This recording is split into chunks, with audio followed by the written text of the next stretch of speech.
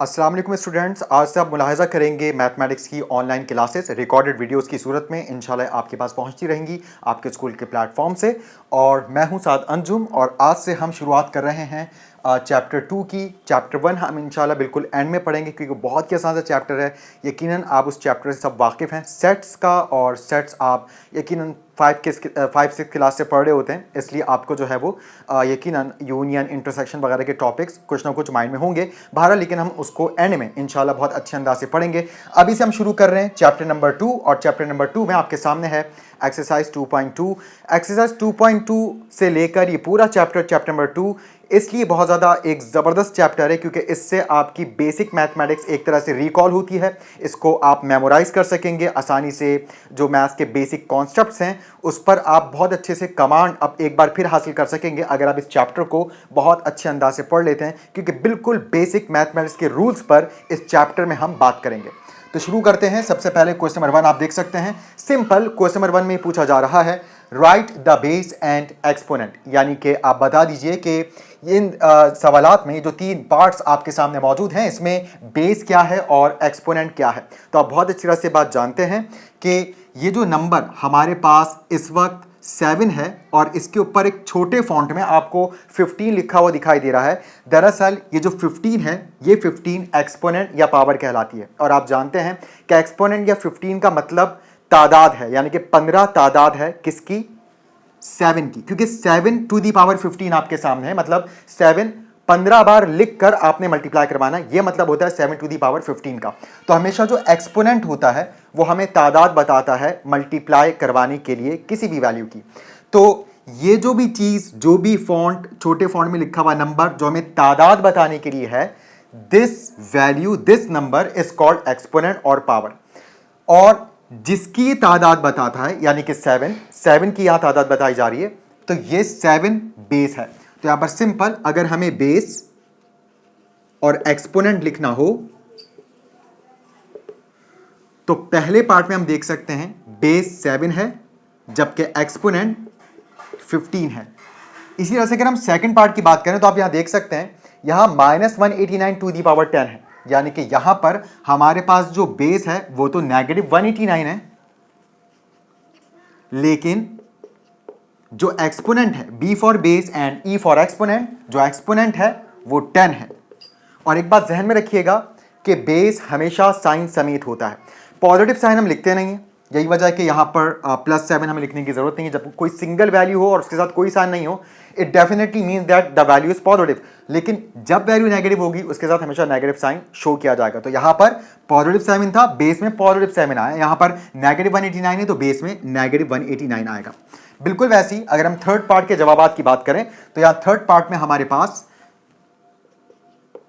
Base और exponent में base होगी 108 और एक्सपोनेंट यानी कि तादाद 64। 108 टू दी पावर 64 का मतलब 108 को जब आप 64 बार लिखकर मल्टीप्लाई करवाएंगे तो आप जान पाएंगे कि इसका रिजल्ट क्या है, जो यकीनन आपको 10 टू दी पावर में लिखना पड़ेगा, कि बहुत ही बड़ा नंबर होगा। ये कैलकुलेटर के लिए शो करना मुमकिन ही नहीं है।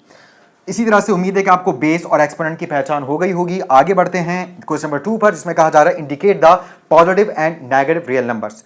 अब हमें एक बात यहां पर अच्छी तरह से समझनी चाहिए कि जिस वैल्यू में हमें माइनस साइन दिखा ही ना दे वो नेगेटिव कैसे हो सकती है।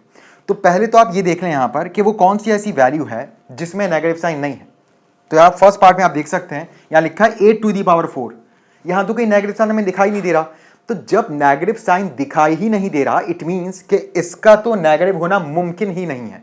तो इसको तो आप फौरन देखते ही कह देंगे कि इसका जो जवाब है वो पॉजिटिव है।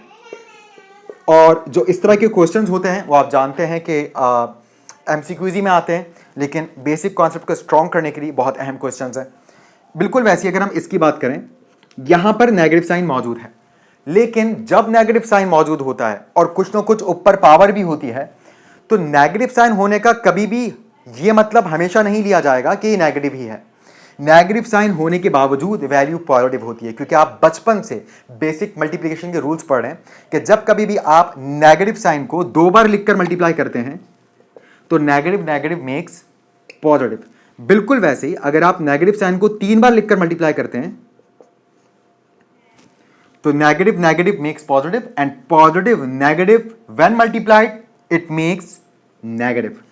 इसका मतलब क्या हुआ कि अगर माइनस साइन को 2 बार लिखकर मल्टीप्लाई करवाया जाएगा तो जवाब पॉजिटिव आएगा, माइनस साइन को अगर 3 बार लिखकर मल्टीप्लाई करवाया जाएगा तो जवाब नेगेटिव आएगा।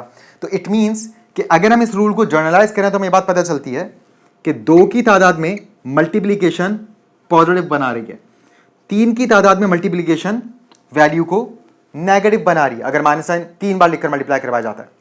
2 इवन नंबर है, 3 ऑड नंबर है। इवन ऑड को आप बहुत अच्छे अंदाज से जानते हैं, वो तमाम नंबर्स जो 2 के टेबल में आते हैं वो तमाम के तमाम नंबर्स इवन होते हैं। वो तमाम नंबर जिनको आप आसानी से हाफ कर सकते हैं वो तमाम नंबर्स इवन नंबर्स होते हैं। 2 के टेबल में जितने भी नंबर्स आते हैं उन सबको आप आसानी से हाफ कर सकते हैं। 2 1 जा 2, 2 का हाफ 1, 2 2 जा 4, 4 का हाफ 2, 2 5 जा 10, 10 का हाफ 5, 2 10 जा 20, 20 का हाफ 10, 2 इंटू 25 50, 50 का हाफ 25।